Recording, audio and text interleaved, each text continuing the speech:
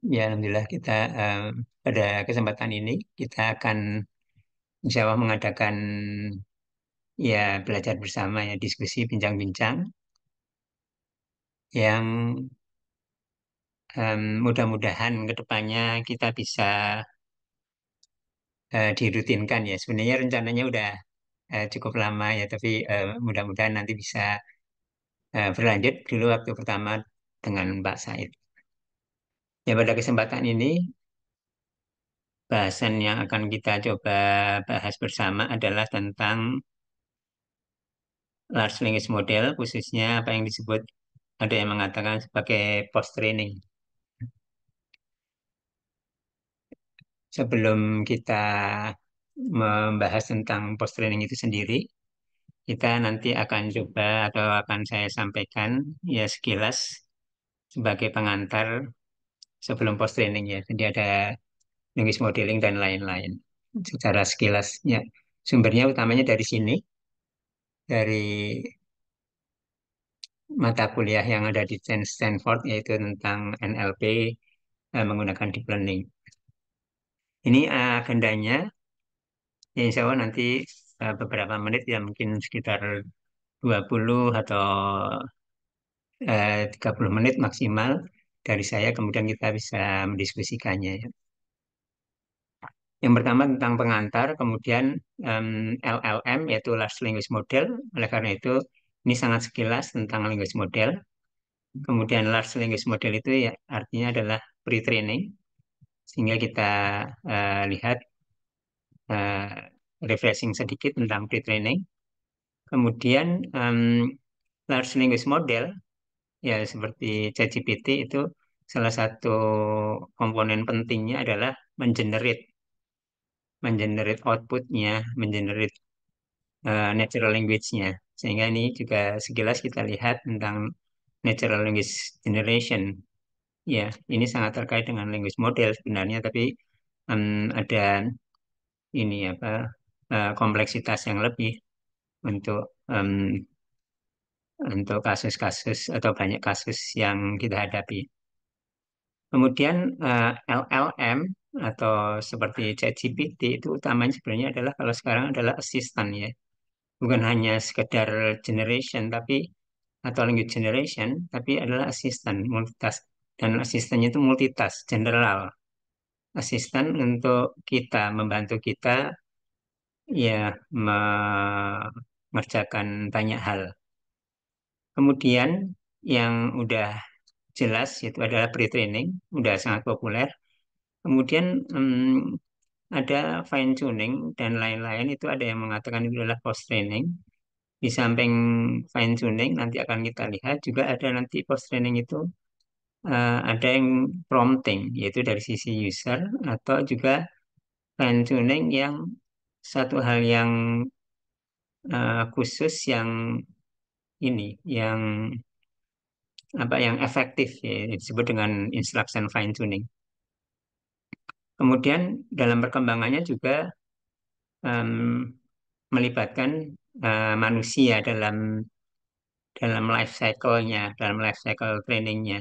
Ya, jadi bagaimana mengoptimasi model large language model itu dengan manusia. Ya, manusianya juga siapa nanti di sini ada sedikit slide-nya yang semuanya atau kebanyakan saya ambil dari sumber tadi, yaitu yang dari Stanford mata kuliah NLP Deep Learning.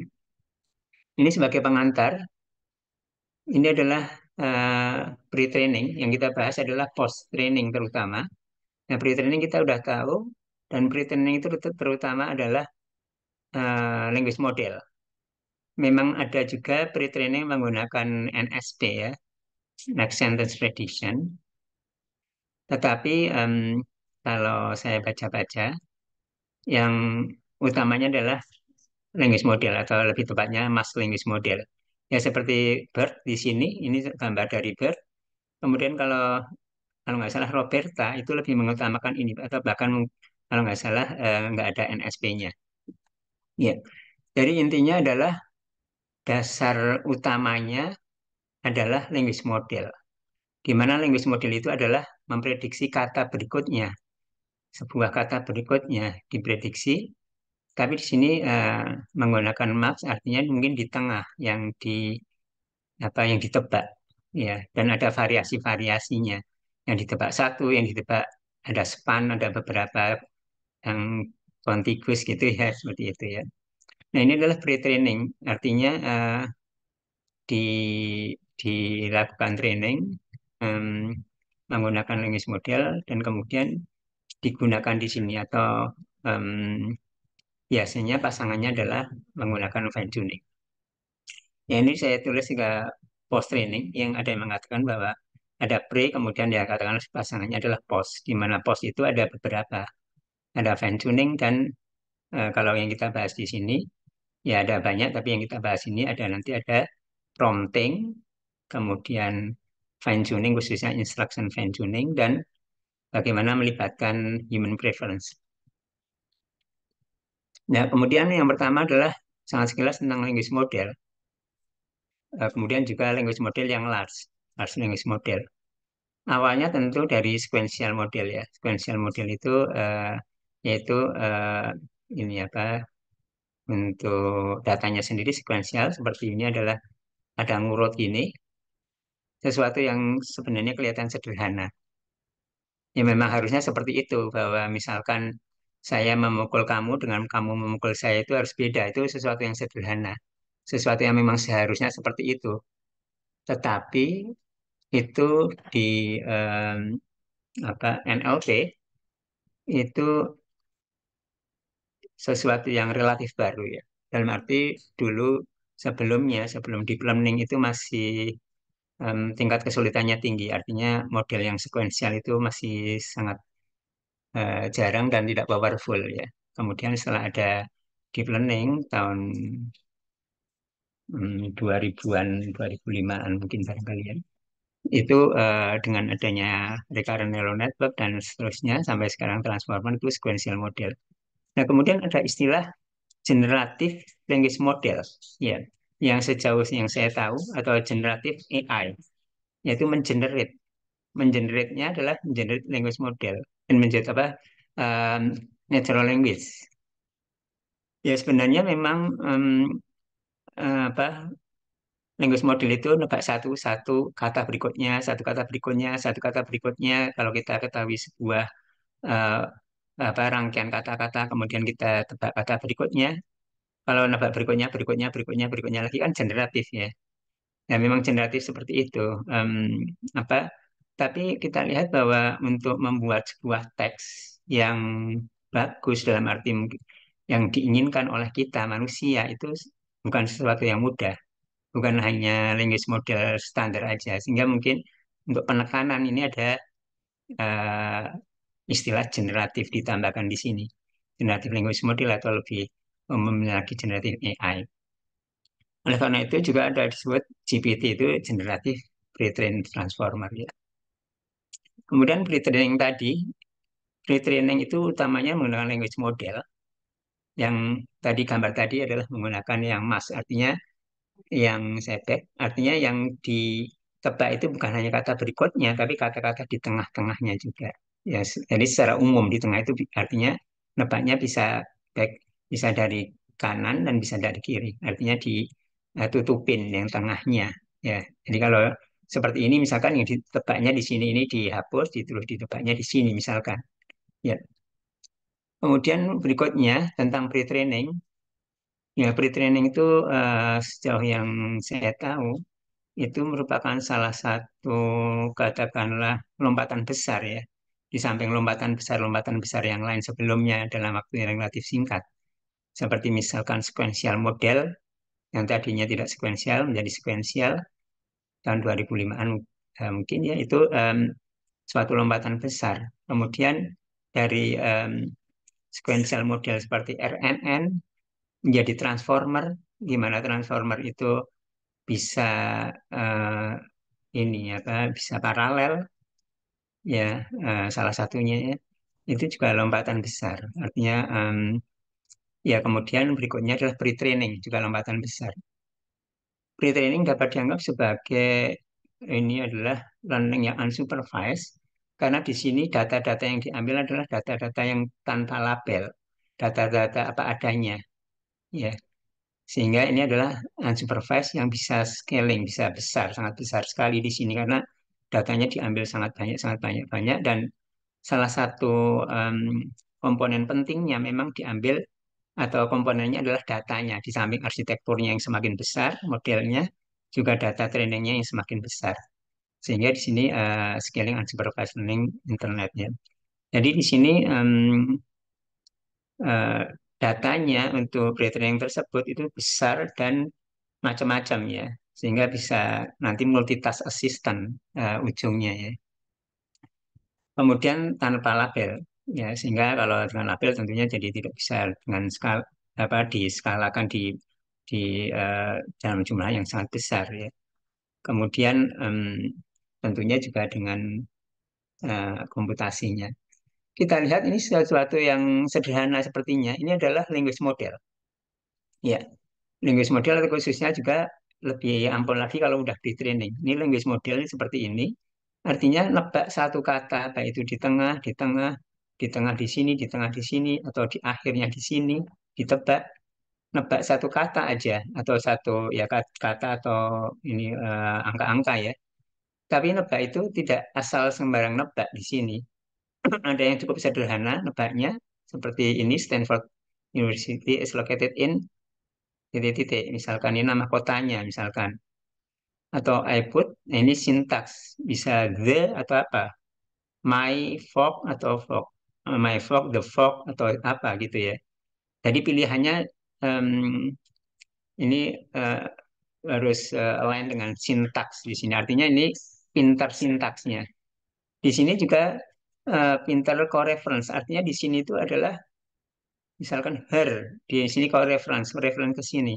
Jadi nebak satu kata itu bukan sembarang nebak satu kata aja sebenarnya, tapi bisa macam-macam yang dipelajari. Seperti ini juga. Seperti ini saya I went to the ocean to see the fish, turtle, snails, and titik-titik. Ya mungkin ini bisa macam-macam ya jawabannya, tapi secara semantik maknanya ya kata-kata yang berkaitan dengan makna di sini tentunya misalkan tidak bisa di sini gajah misalkan gitu ya. Ya, jadi sesuai dengan topiknya. Jadi eh, language model itu juga tidak asal nebak aja, tapi artinya dia tahu. Ya, kemudian di sini juga ini artinya sebenarnya dia sentimen analisis. Ya. Dia bisa menyimpulkan katakanlah dari kalimat review di sini, sehingga di sini bisa ini apakah suatu yang sentimennya positif atau negatif ya kata-kata positif atau kata-kata negatif. Kemudian bahkan juga ada yang di harus diisi itu adalah penalaran di sini ya. Jadi di sini ada kalimat yang membutuhkan penalaran atau juga ada sequence ya. Misalkan Fibonacci sequence di sini yang tanpa diajari rule-nya dia harus nebak ini adalah Fibonacci sequence.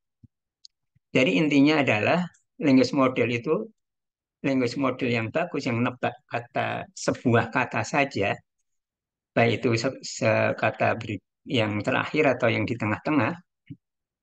Itu kalau dia benar-benar bisa nebak, itu sesuatu yang ampuh, ya. Dan itu di pre-training, artinya yang udah diskalakan tadi, yang data trainingnya besar, itu banyak bisanya. Tapi language model itu bukan atau tidak mengassisting user, artinya tidak memenuhi keinginan user sebenarnya. Seperti misalkan keinginan kita atau promnya adalah disuruh nerangkan bagaimana pendaratan di bulan kepada anak usia 6 tahun yang diterangkan dalam beberapa kalimat saja, ya sedikit kalimat. Ini kalau language model itu jawabnya adalah explain. Ini tidak align dengan keinginan user, tidak sesuai dengan keinginan user. Ya, jadi language model itu tidak align dengan kebutuhan atau keinginan user. Kalau manusia ya yang existing itu adalah seperti ini, disuruh menerangkan, ya ini terangkan. Kalau tadi kan terangkan ini terangkan apa, terangkan apa, terangkan apa, terangkan apa. Nah ini kalau language model saja, pre-training saja, GPT-3 saja misalkan, ini cenderung tadi itu tidak bisa align, tidak bisa assisting. Harusnya seperti ini, seperti manusia ini. Bagaimana align? Yaitu dengan post training di sini salah satunya fine tuning. Ya ini contohnya yang tadi diulangi lagi. Ini kalau user meminta seperti ini, GPT-3 dia tidak menerangkan, disuruh menerangkan, tapi tidak menerangkan, tapi mungkin step-stepnya gitu ya, step-stepnya untuk atau poin-poin atau hal-hal yang perlu harusnya seperti ini. Jadi bedanya GPT-3 di sini dengan Instruct GPT. Instruct GPT itu adalah pionirnya sebelum ChatGPT. Jadi sebelum ChatGPT ada Instruct GPT. Ya, itu adalah awal atau penjelasan singkat tentang pre-training. Kalau secara teknis, pre-training sendiri bisa diambilkan dari encodernya. Biasanya kalau pre-training sekarang yang state of the art itu adalah dari transformer, model sequential transformer. Transformer itu adalah encoder, decoder. Ada yang diambilkan encodernya saja, seperti BERT, Google BERT. Ada yang diambilkan encoder, decoder. Kemudian ada diambilkan dari decodernya saja, seperti GPT. Ya, ada alasan masing-masing. Yang saya baca yang semakin populer adalah decodernya saja, karena ini lebih sesuai dengan language model karena menebak berikutnya, berikutnya, berikutnya, berikutnya. Jadi kalau seperti ini BERT, ambil encodernya saja. GPT diambil decodernya saja. Tadi ada juga yang ambil encoder dan decoder. Ya, tapi kadang-kadang itu ini apa memorize juga, artinya em, tidak benar-benar learning. Ada beberapa yang memorize, artinya mengambil atau menjiplak copyright material ya, sehingga menjadi sesuatu yang kontroversial. Sebelum kita membahas tentang post training LLM, kita lihat dulu NLG, Natural Language Generation. Ya, di mana NLP itu, Natural Language Processing itu, dari satu sudut pandang bisa dipandang jadi dua komponen, yaitu memahami. Ya, kalau kita ada misalkan suatu teks dipahami, kalau inputnya adalah natural language. Ya. Kalau kemudian perlu di-generate, yaitu generation-nya.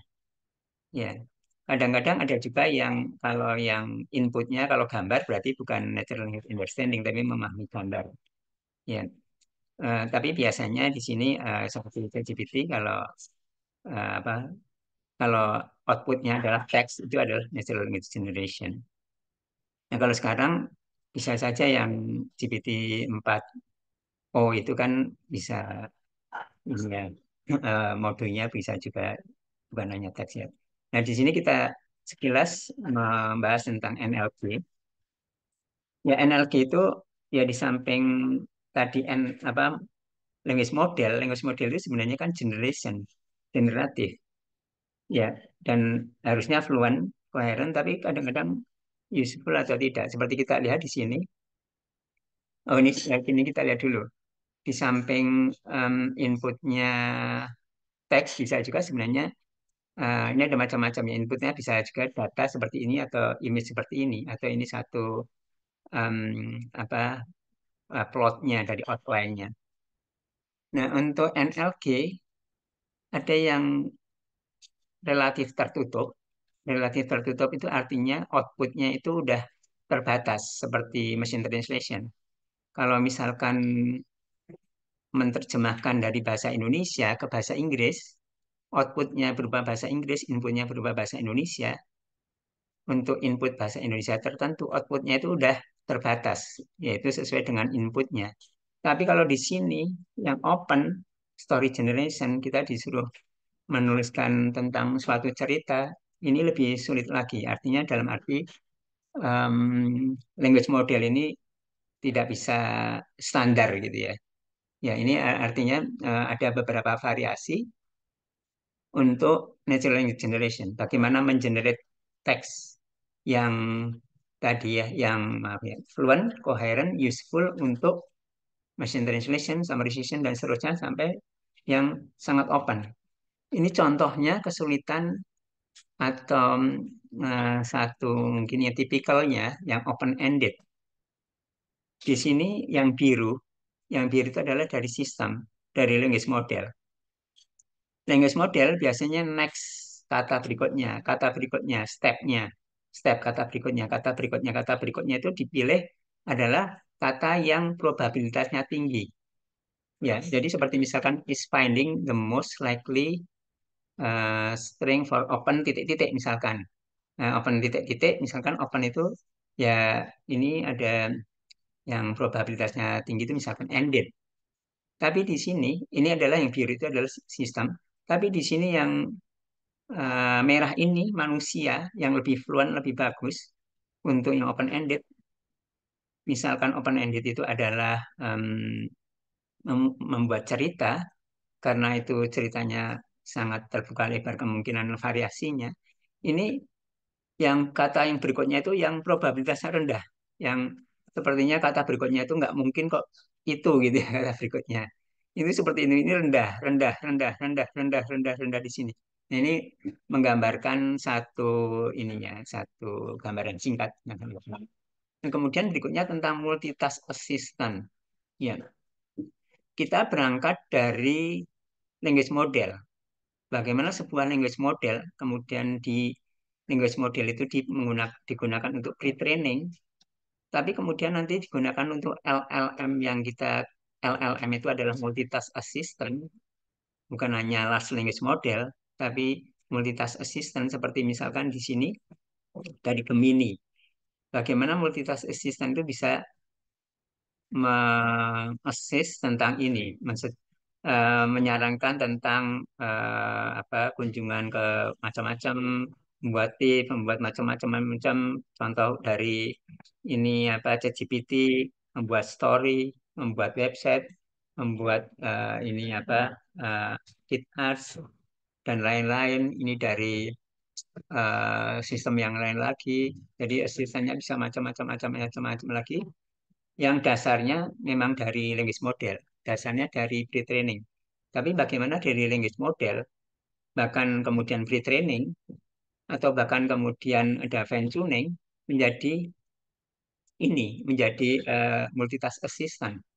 Ya, jadi yang align dengan kebutuhan user, dengan prompt-nya user. Ini contohnya kalau dari Bing, misalkan ini membuat ini, disuruh membuat ini dan lain-lain macam-macam. Jadi multitask yang sesuai dengan keinginan. Create image ya buat image, generate quiz ya generate quiz dan lain-lain. Nah, kemudian post training ya. Ini adalah pre-training tadi yang sebagai dasar yang sangat angkuh, yang dilatih yang skalanya sangat besar, yang katakanlah intinya adalah language model. Yang language model itu ampuh, tadi bisa macam-macam, nebak macam-macam meskipun satu kata, ya, tapi tidak align dengan keinginan user, tidak align dengan perintah user. Sehingga perlu post training. Post training yang dasar itu adalah fine tuning.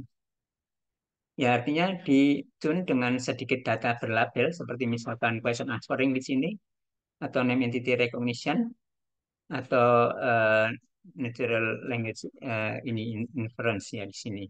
Jadi bisa di fine tuning ya. Post training itu juga bisa prompting artinya dari sisi user. Artinya em, end user. Artinya tanpa mengubah sistem atau bobot sistem kalau di deep learning.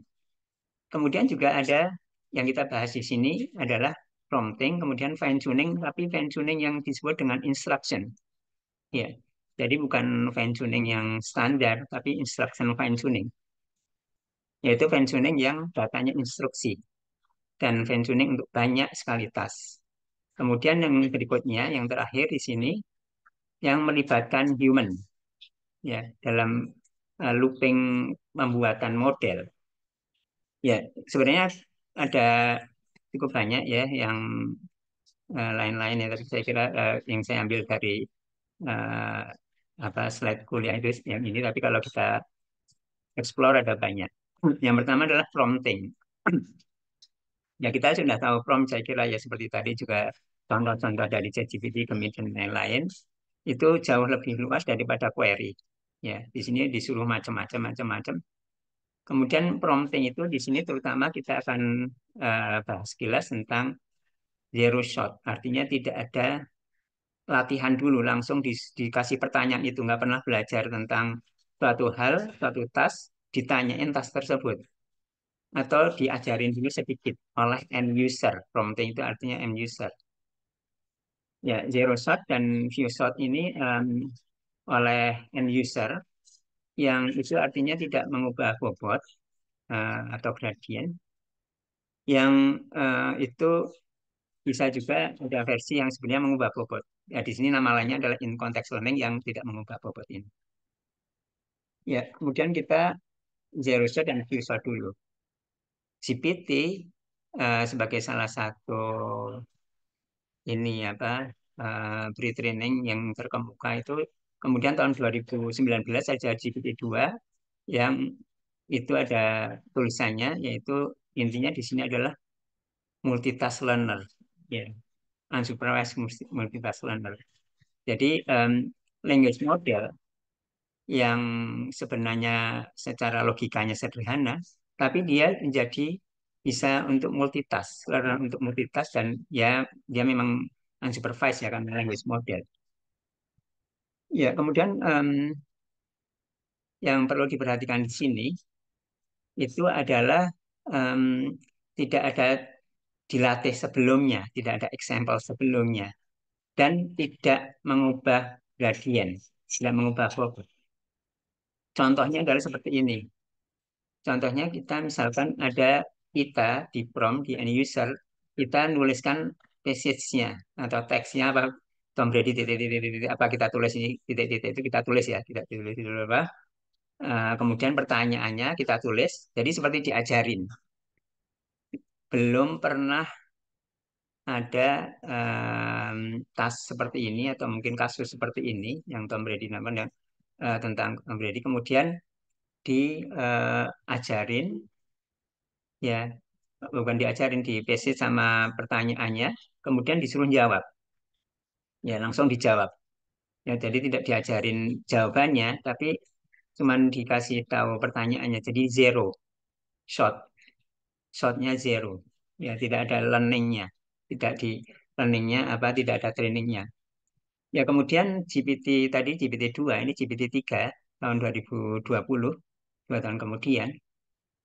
Ini di sini tulisannya berkaitan dengan GPT-3 ini adalah bahwa language model, kalau tadi language model itu adalah universal unsupervised multitask learning 2019 ya, 1 tahun berikutnya ya ini. 1 tahun berikutnya di sini language model itu masih language model, ini adalah few shot. Ya, jadi secara umum bukan hanya GPT-3 tapi language model atau large language model itu adalah few shot learner. Ya, few shot learner itu artinya di sini diajari sedikit. Ya. Diajari sedikit ada disebut juga in context learning yang perlu ditekankan sekali lagi tidak mengubah gradien, mengupdate gradien, tidak mengupdate bobot model. Ya, di sini kita lihat contoh ini adalah contoh. Kalau inputnya seperti ini, jadinya seperti ini jadi seperti ini jadi seperti ini jadi seperti ini. Jadi view 1, 2, 3, 4, 5, 6, 6. Jadi view 6 ini kemudian kita tulis apa di sini panah ke kanan ini titik-titik apa. Demikian juga contoh yang lain ini adalah dalam ini misalkan dibolak-balik katanya ini adalah translator. Itu adalah zero shot dan few shot learning context learning. Kemudian di prompting yang ampuh juga adalah chain of thought prompting. Jadi diajarinnya itu step by step. Ya ini seperti ngajarin manusia ya. Jadi kalau ngajarinnya step by step, hasilnya jadi lebih benar. Seperti halnya kalau kita me, apa, mengerjakan sesuatu, ada orek-orekannya dulu gitu ya. Ada coret-coretannya dulu. Jadi misalkan seperti ini. Ini yang standar. Ya, langsung ada pertanyaan, pertanyaan ini apa cerita, soal cerita, langsung disuruh jawabnya seperti ini. Artinya diajarin, ini sebenarnya diajarin. Ya. Diajarin bahwa ini kalau pertanyaan ini jawabannya ini. Kemudian kalau pertanyaan ini jawabannya apa? Ternyata salah. Di sini jawabannya juga langsung ini salah. Nah, ini adalah yang sama, pertanyaannya sama ini. Ya, ya, pertanyaannya sama, tapi diajarin ini step by step supaya supaya LLM itu juga nanti jawabnya itu step by step. Ya, ya, jadi di sini view shot juga ya diajarin atau mungkin tekanannya chain of thought prompting ya. Di sini adalah diajarin step by stepnya seperti ini. Jadi jawabannya benar di sini, tapi tambahan yang biru ini tambahan step by stepnya. Sehingga model outputnya ternyata berbeda ininya jawabannya. Dan di sini benar. Artinya perlu diajarin dengan chain of thought. Ya. Kemudian kita lihat di sini ini adalah zero shot. Ini adalah view shot. Ini adalah jumlah shotnya, jumlah di prompt contohnya. Tapi dalam ribu ya, ini ada ribu. Jadi misalkan ini masih sedikit, mungkin relatif sedikit di sini. Ini udah lumayan. Tapi kalau udah kebanyak di sini ternyata udah bisa bersaing dengan yang pensiun. Artinya intinya adalah atau kesimpulannya adalah bahwa few shot, zero shot, kemudian chain of thought itu sangat penting. Itu dari artinya dari sisi user promptingnya. Kemudian yang kedua setelah pertama prompting yaitu zero shot, few shot, in context learning, apa chain of thought. Nah kemudian di sini adalah fine tuning. Ya, ada istilah instruction fine tuning. Instruction fine tuning itu adalah fine tuning untuk banyak sekali tas. Ya, tasnya macam-macam macam-macam sehingga nanti untuk tas yang lain yang tidak diajarin itu bisa. Kemudian yang kedua, data setnya itu instruksi. Ya, jadi berupa instruksi, perintah dan ini jawabannya atau ininya apa tanggapannya. Em, apa instruksi ini bahwa datasetnya berupa instruksi itu ternyata mempengaruhi ya. Jadi kalau kita lihat papernya itu instruksi dan tidak instruksi. Instruksi itu pengaruhnya lumayan besar kalau kita menggunakan versi instruksi.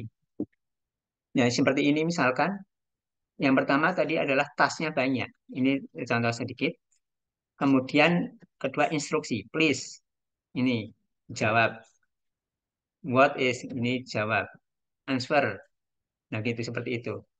Ini dilatih dengan tas yang biru, dilatih dengan tas yang merah, dilatih dengan tas yang banyak tentang yang lain, tas-tas yang lain. Kemudian ada tas yang lain yang belum pernah dilatih, yaitu tentang misalkan tentang orang. Di sini bisa gitu. Jadi kalau kita lihat di sini tasnya banyak, ya tasnya banyak banyak banyak sekali. Ada ribuan tas, ya 1,6 1.600 ya. Ya, mungkin di sini dikatakan fine-tuningnya dihilangkan jadi pre-training seperti mungkin seperti itu. Tapi intinya adalah di sini tasnya sangat banyak.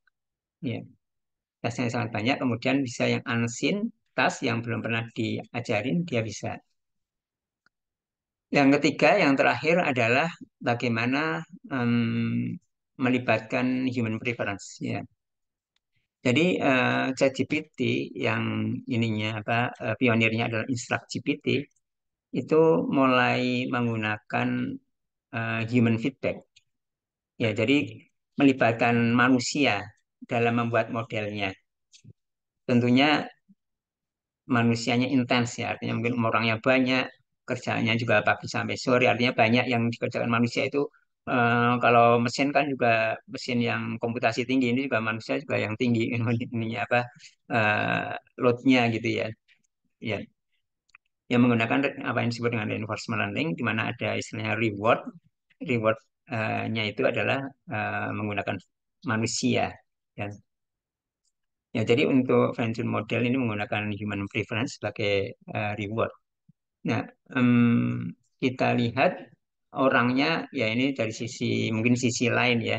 Ini orangnya banyak mungkin yang murah di Kenya atau banyak orang yang ingin kerjaan meskipun hanya dari beberapa receh-receh tapi memang tenaga kerja murah gitu ya, yang banyak dari luar gitu ya. Dan oleh karena itu juga ini apa? Oleh karena itu juga perlu kita care ya karena bisa juga bias di sini karena dari sisi manusianya ya. Ya, kemudian kita lihat di sini, em, ini adalah gambar yang sangat populer di ChatGPT atau juga dari InstructGPT. Tadi kita membahas sekilas tentang instruction tuning. Di sini instruction tuning sebenarnya ini adalah explain instruction. Ya, kemudian di sini reward, rewardnya dengan menggunakan human reference. Disuruh milih ini ada di apa dihasilkan misalkan 4 variasi sistem outputnya ada satu prompt, satu perintah dari user. Ya, ini adalah waktu trainingnya oleh menggunakan orang misalkan. Ya, kemudian di sini dari sistem itu menghasilkan 4 versi A, B, C, D.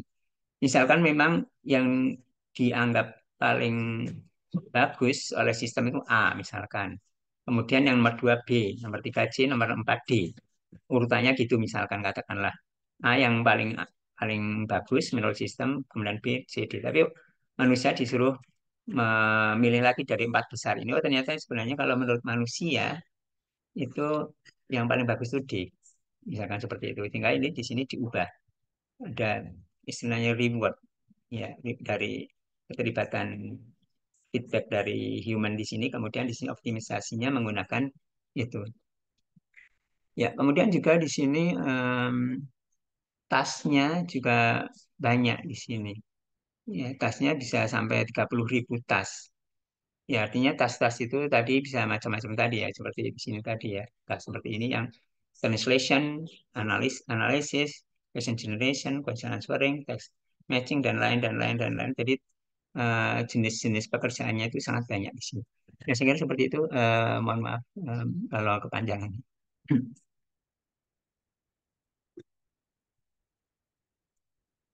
Ya, silakan mungkin Bapak-bapak, Ibu, mungkin ada yang mau menambahkan.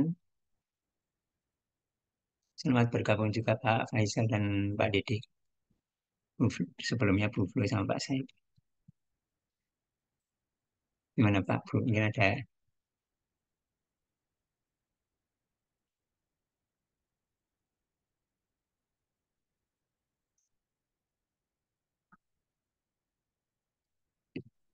Assalamualaikum Pak Arif. Oh iya, monggo silakan Pak. Ini kita Iya, ini ya Pak belajar bersama ya Pak. Ya Pak Faisal, silakan. enggak, ini saya izin bergabung Pak. Ya, Kebetulan eh, apa research plan untuk penelitian saya kan tentang penyelesaian soal cerita gitu Pak. Kemudian ya, eh, beberapa hari yang lalu diinformasikan oleh Mas Ibnu karena satu angkatan eh, diberikan rekomendasi materi dari Stanford ya Pak ya. iya betul. Ya kemudian eh, baru sore ini tadi diberikan linknya. Saya pikir ini seperti webinar atau acara besar. Oh iya. Khawatirnya ini sebenarnya acara private, saya ikut gabung, mohon izin sebelumnya. Enggak. Karena baru pertama jadi kita belum baru kedua kali sehingga kita publik Pak. Mungkin kita masih juga taraf ini Ya, memulai. ya, Pak. Ya, itu aja Pak Arif izin. Oh Saya izin iya. saya bergabung, Pak. Oh iya, enggak silakan. Enggak. Terima kasih Pak Alhamdulillah. Arif. Terima kasih sebelumnya sudah bergabung.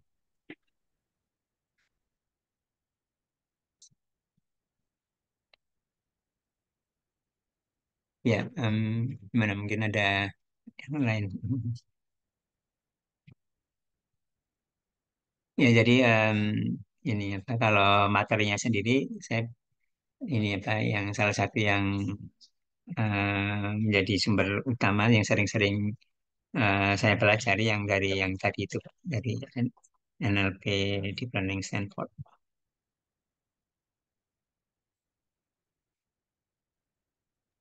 Siapa? Ya, Punten Mas Pak. Said.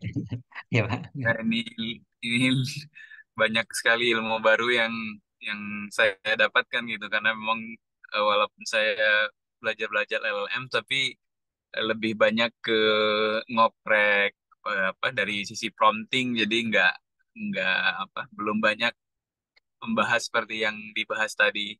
Nah, mungkin saya mau tanya yang terkait dengan kalau yang decoder only itu Pak mungkin agak teknis. Nah, kalau yang diambil itu encodernya, kan kita paham ya, encoder itu inputnya memang dia langsung nerima dari teks ya Pak ya. Iya, Ya, si encodernya kan memang bersentuhan dengan teks tuh. Nah, iya, kalau decoder yang doang yang diambil Pak, decoder only itu, seperti GPT itu, kalau kita lihat tadi strukturnya itu kan dia sebenarnya nggak bersentuhan dengan input teksnya itu, Pak. Nah, itu gimana, iya, Pak, prosesnya ketika dia diambil decoder saja? Nah, ketika dikasih input berupa teks, maka apa yang terjadi gitu? Bagaimana dia nyambung yang tadinya dia itu nggak bersentuhan dengan input ketika di pre-training, tapi ketika diambil decoder doang, nah pas proses inference-nya itu, bagaimana menghubungkan dia dengan teks itu, Pak? iya, Pak. Ya, kita belajar bersama ya, Pak. Iya sama Mungkin Pak. Saya saya juga biar nanti saya belum explore juga belum ya, Pak. nyari-nyari selama ini. Ya, Tahu ya, tapi ya. Salah satunya mungkin gini, Pak. Mungkin sebelum masuk ke tadi isu yang disampaikan oleh Pak Said ya, bahwa ini inputnya bagaimana gitu, Pak ya. Tapi iya paling iya. tidak kita lihat dulu ini, Pak. Kalau decoder itu adalah bidireksional. Ini decoder bidireksional ya, Pak ya. Di saya share screen. Encoder yang atas ini bidireksional.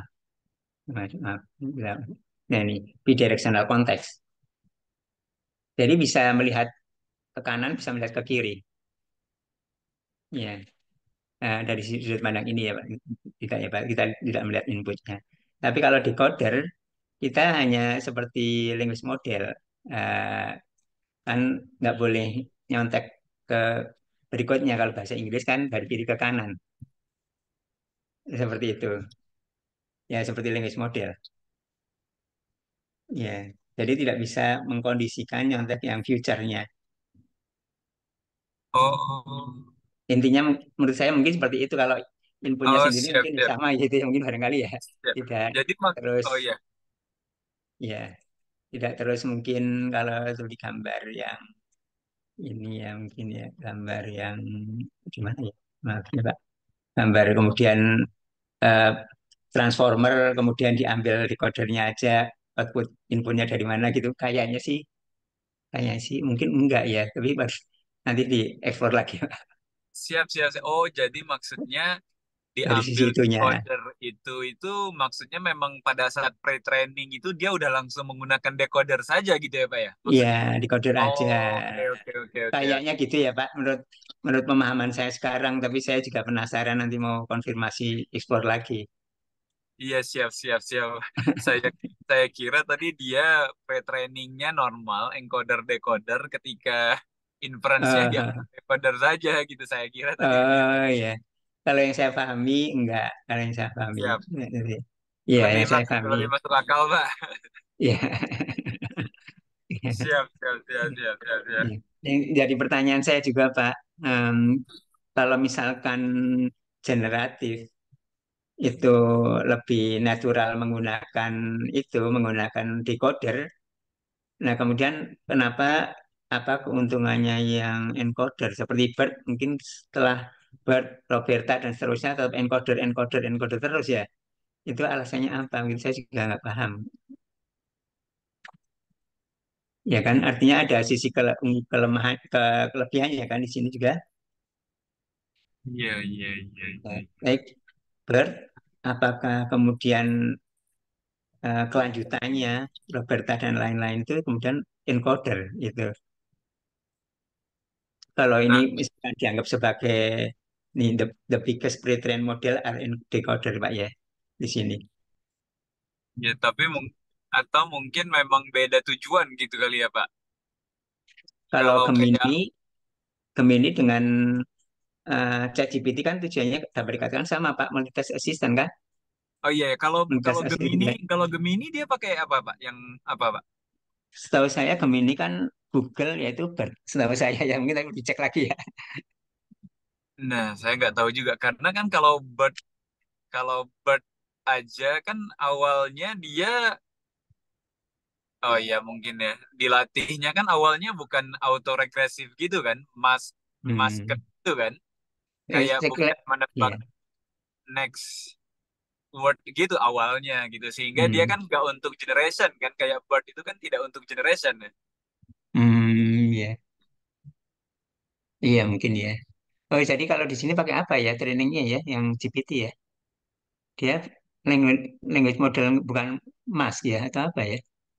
Kalau yang GPT, GPT. Pak, Ya, kayaknya sih trainingnya pakai apa?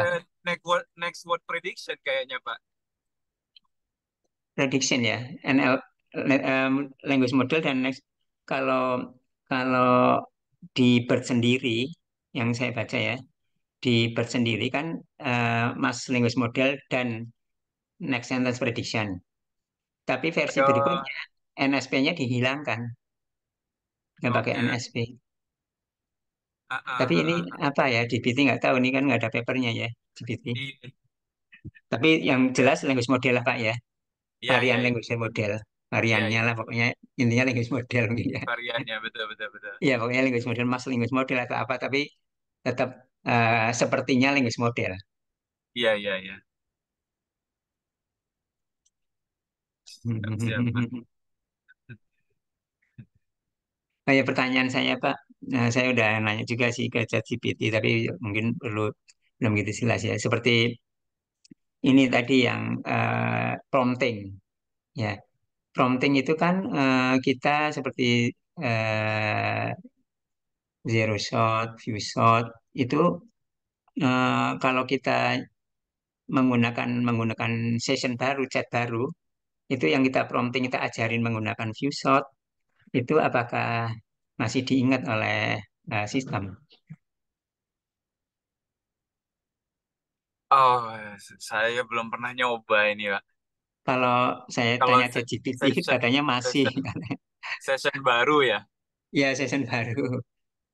Ah, itu saya kurang tahu bro, teknik engineeringnya ya, engineeringnya. Tapi kalau kita pakai API-nya gitu ya, Pak. Ya, Nah, kalau kita pakai API-nya kan, kalau saya lihat modelnya itu pada intinya semua percakapan sebelumnya itu, ya, history sebelumnya itu menjadi input ketika kita nembak ke API-nya lagi untuk conversation berikutnya gitu. meskipun kita bikin session baru. Nah, itu maksudnya kalau Ya, di apa API itu kan, ya. saya nggak ada session-session sih kalau saya lihat ya, kalau Hmm, yang di API itu gitu. Jadi oh gitu ya. session itu mungkin dia engineeringnya aja, Pak. Engineeringnya Hmm, maksudnya misalnya dia ada tahapan dulu ya. Semuanya itu di buffer dulu percakapan-percakapan sebelumnya hmm, ya. gitu ya. Kemudian ketika si apa? Manggil si model ChatGPT-nya, yaitu percakapan sebelumnya itu menjadi input, Pak. Kan kan Oh, setahu saya diulangi kan lagi. kalau, ya Pak, Diulangi lagi, maksudnya di view iya shot learningnya diulangi diulangi lagi, lagi, Pak. diproses Jadi lagi.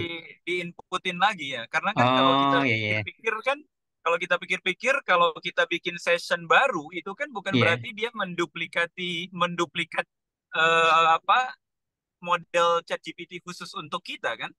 iya betul. Iya, Kan modelnya kan kayak global gitu. Mungkin mainnya di iya. itu di engineering masalah inputnya itu, Pak. Sebelum dikirim ke ChatGPT-nya. Pak, mungkin pertanyaan lanjutannya, kalau kita di online ya, kan kita buat chat baru. Artinya suatu topik ya, yang kalau pertanyaan dia ada konteksnya nyambung ke chat tersebut, konteksnya.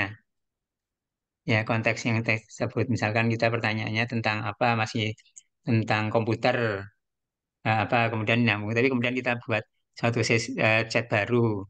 yang itu tentang hewan misalkan.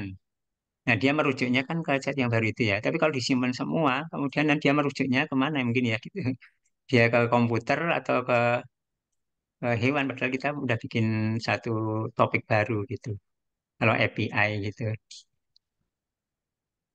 Kan mungkin Nah, beda jadinya kan ya. iya Topiknya ini beda, konteksnya beda. ini maksudnya di session yang sama nih. Kalau kalau akses di chat GPT-nya di session yang sama atau session beda, Pak? Season yang beda. Oh, session beda. Nah, itu saya nggak tahu sih, Pak, kalau yang di session ya, session di chat GPT-nya. Misalnya dia buat dua history berbeda atau seperti apa, Ya. saya kurang tahu gitu. Saya Hmm, belum belum nyoba sih lebih tepatnya. Sering pakai ya. tapi belum belum pernah nyoba khusus untuk itu gitu. Mungkin intinya gini Pak juga. Kalau kita pernah ngajarin dan dia udah bagus, kita ngajarinnya udah bagus itu ya, udah oh jadi hasilnya jadi lebih bagus. Seperti chain of thought tadi atau apa udah diajarin dengan view shortening, dengan chain of thought udah diajarin satu hal yang udah bagus. Kemudian kalau kita mau masuk lagi ke situ harus ngajarin lagi berarti untuk hal yang sama diulangi lagi atau yang diajarin itu masih nyantol gitu, masih keinget, Kayaknya kalau sessionnya sama mungkin masih ingat, Pak. masih ingat ya, Kalau masih sessionnya sama, karena tadi prinsipnya sih kalau saya lihat yaitu history sebelumnya itu diinputin lagi gitu. ya Secara ini di balik layarnya ya, karena lagi-lagi iya kan dia nggak mengubah model kan, kan iya nggak ada weight yang diupdate khusus untuk kita kan, iya nggak ada. nggak ada weight yang diupdate khusus untuk kita gitu. Jadi lebih ke apa input dan output sistem sebelumnya itu menjadi history gitu, diinputin lagi gitu. Di proses di running lagi ya mungkin ya. Di sana sekayaknya sih gitu ya, tapi saya nggak Iya tahu pasti ya. Cuman kalau iya saya lihat dari ChatGPT gitu ya dan contoh apa penggunaan API itu sih seperti itu kalau saya lihat, Pak. iya iya Dan menurut saya memang masuk akal karena tadi kan, karena kan dia nggak bikin model khusus untuk kita gitu. iya Nggak mungkin kan dia duplikasi modelnya khusus untuk kita. iya betul. Penggunanya aja berapa? Iya iya betul. Kayaknya sih begitu. Iya iya, namanya juga juga tidak mengupdate ini kan, tidak mengupdate modelnya kan Pak ya. Iya, iya, iya. Kecuali ya kita Tapi memang fine tuning ya, fine tuning untuk sendiri ya, ya fine tuning yang dari apa ngubah ngubah weight-nya kan sekarang disediakan sama ChatGPT-nya ya. iya udah yang iya iya. Heeh. Cuman cost-nya kan mahal. Hmm.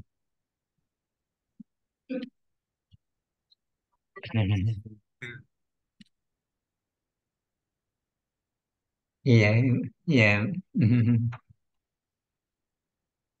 Terima kasih Pak Said nih. Udah mau sampai. Sama-sama Pak. Saya juga. Masih banyak misteri juga memang. Iya, iya, mudah-mudahan kalau dengan overload gini juga nanti dapat apa yang perlu dieksplor dan mungkin apa yang bisa dijadikan topik TA misalkan atau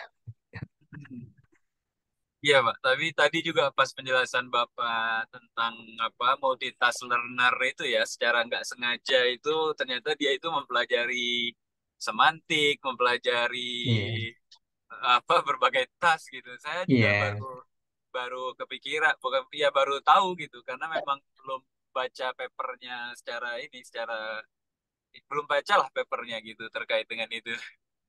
Saya baru nggak juga, oh iya iya dia bisa pinter karena ternyata menebak itu tuh banyak ini ya, banyak kognitif iya, iya kognitif betul. proses yang diperlukan gitu, kognitif skill ternyata.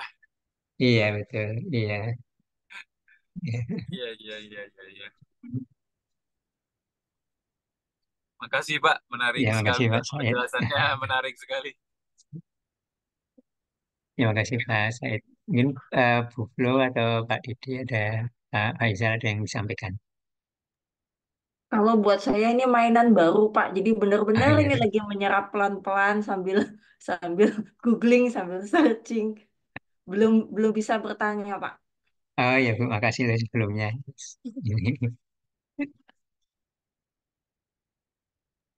Ya, kalau nggak ada mungkin kita tutup aja ya, barangkali Bu Izin Lukas. Pak Arif, Oh ya silakan Pak Faisal. sedikit penambahkan yang tadi eh, pertanyaan mengenai memorizing ya Pak ya, Iya, antar trip. memorizing.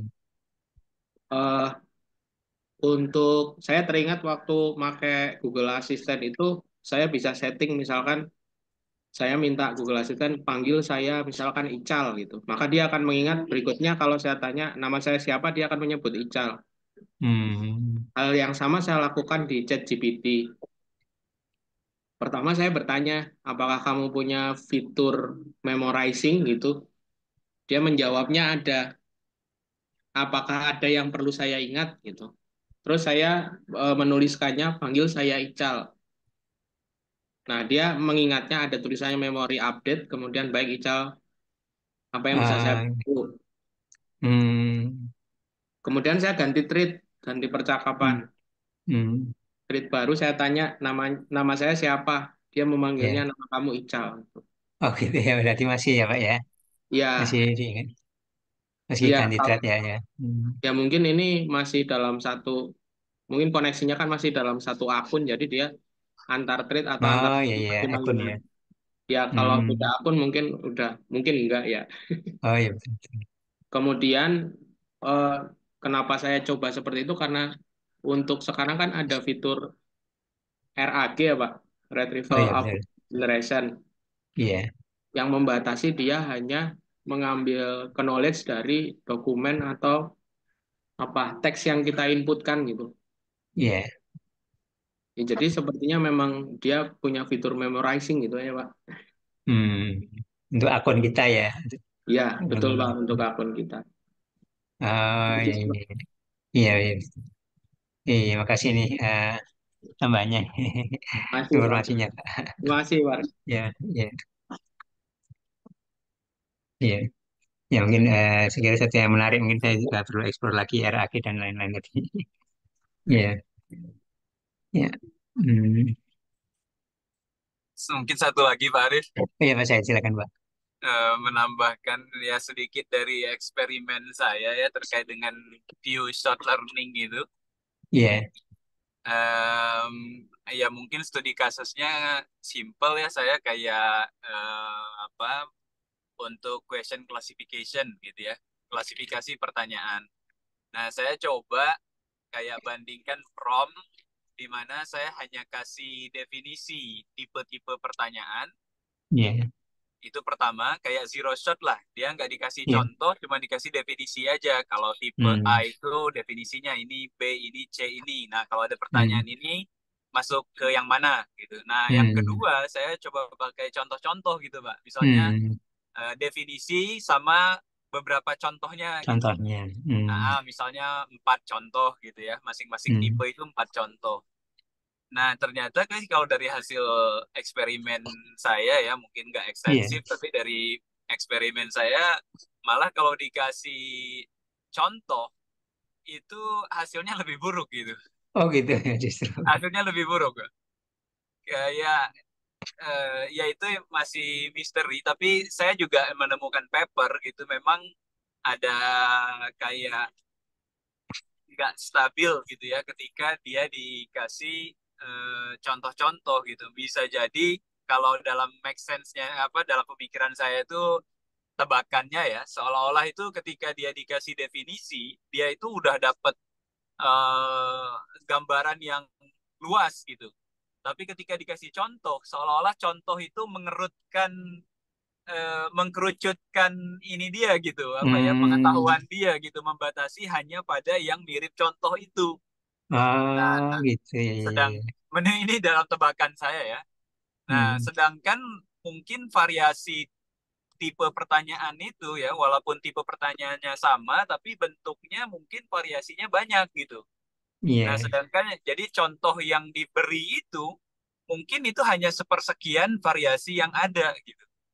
Hmm. Nah, Hmm. malah jadi kurang bagus gitu. Gitu ya Pak ya mungkin. Nah, ini mungkin satu temuan aja nih, Pak.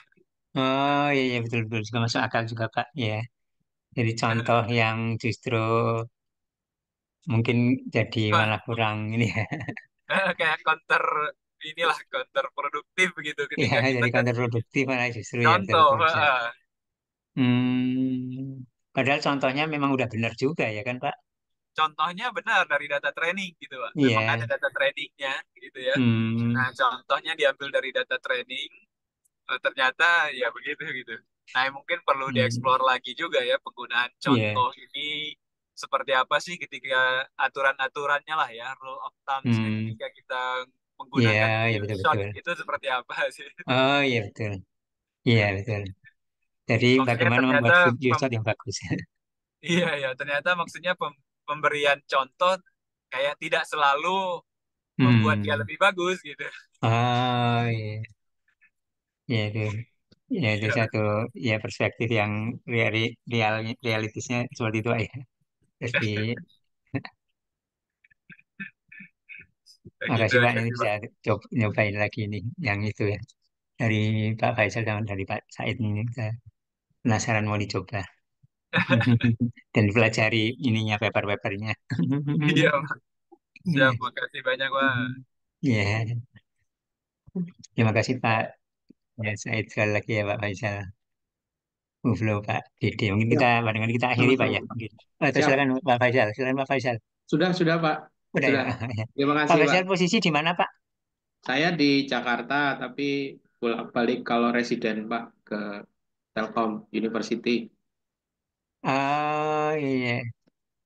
Sedang S3 atau? Iya, iya, Pak. Oh, Baru baru semester 1, Pak. iya, iya, iya, Pak. Cuman Iya. kebetulan judul saya tentang natural language processing, jadi diberi Oh iya, link iya. sama Mas Ibnu, ya saya tertarik buat gabung. Kalau ada Oh iya. tanya, saya bersedia di invite, Pak. Kalau diperkenankan bergabung. Oh iya, Pak. Ya, ininya bisa nomornya bisa di ini, Pak ya. Oh, Dikirim, Pak ya. siap. Atau Nanti saya chat, ya. info Oh infokan iya, lewat Pak. Mas Ibnu atau saya chat Oh aja iya, nih, Pak. boleh. Oh, boleh di chat, boleh, boleh. Ya, siap. Nanti saya titip Mas Ibnu, Pak. Oh iya, di Ibnu aja ya. Iya, enggak. Ya, makasih udah bersedia bergabung. Kita akhiri barangkali ya, mudah-mudahan nanti berlanjut lagi banyak yang perlu sama-sama kita belajar bersama ini udah menarik. Ya, ya, terima kasih. Assalamualaikum Bapak-bapak Ibu semua. Terima kasih Terima ya kasih. Mas. Waalaikumsalam. Waalaikumsalam warahmatullahi wabarakatuh. Turun, Pak. Makasih, Pak. Iya, matur nuwun, terima kasih.